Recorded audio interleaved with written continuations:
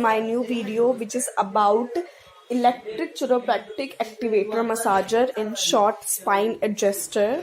We can call it spine adjuster also. This is the model name here, HL3500, and I'm going to show you how it start and how it works.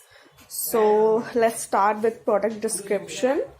So we got one gun with the machine. There's a 4 attachment with the machine and key and the user manual and one man cord. So what is spine adjuster?